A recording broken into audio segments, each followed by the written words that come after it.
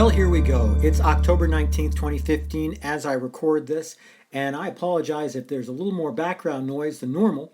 The Solid Signal Studios is being besieged from outside by construction workers, apparently determined to tear up the road outside.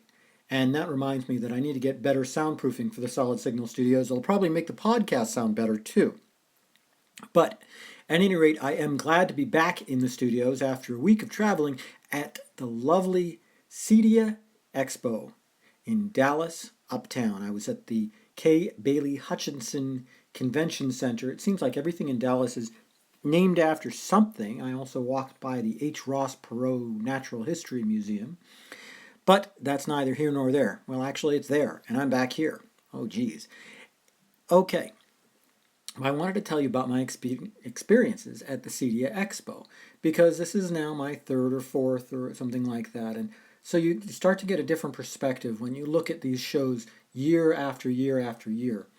When I looked at things in 4 or 5 years ago, what we were seeing was a group of people really struggling to present products and services that people would actually buy during a recession. Well, the recession is behind us, and even though there's some evidence that it may be coming back, that's not the point.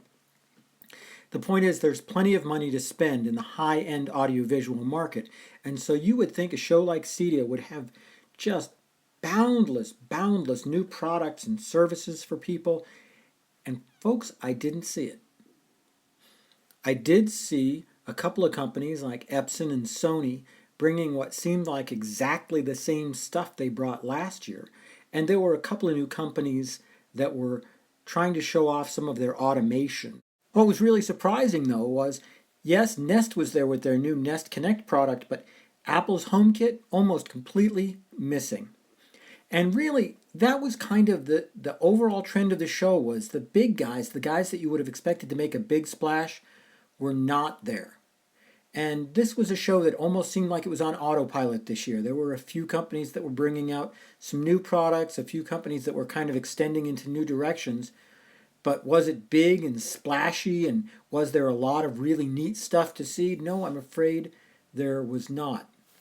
And so it makes for a relatively boring podcast unless I bring you something to listen to, and you've gotten 2.5 minutes in at this point. We're past the halfway point. So let me give you at least something to kind of nibble on. I was visiting with some of our vendors, and I saw Dish, of course, had the same booth that they've had years past, and this year it was all about the 4K Joey. And that's great news, because it means that the 4K Joey is very near to actually being released. We first saw this in January, and I think now is finally going to be the time. The other big news was our friends at Wilson Electronics, also known as WeBoost, showed their new Wilson Pro line of boosters. And if you're looking for really serious commercial level stuff, you're going to find that this is a great option for you. And it's stuff that you can only get by calling solidsignal.com. We won't sell this online because we want to make sure that you've got exactly what you need. While I was at the CEDIA Expo, I saw a lot of old friends and made a few new ones. I had a great time. And if you do get the opportunity to go to one of these shows, I do recommend it. And I don't want you to think that there was absolutely nothing to see there. I just found that after a number of years of going, that this year, again, kind of that autopilot feeling. And that really did surprise me. CEDIA Expo is back in Dallas again next year, apparently, after having been in Denver and Indianapolis. And that at least means that it's going to be hopefully nice and warm again for the fall trip.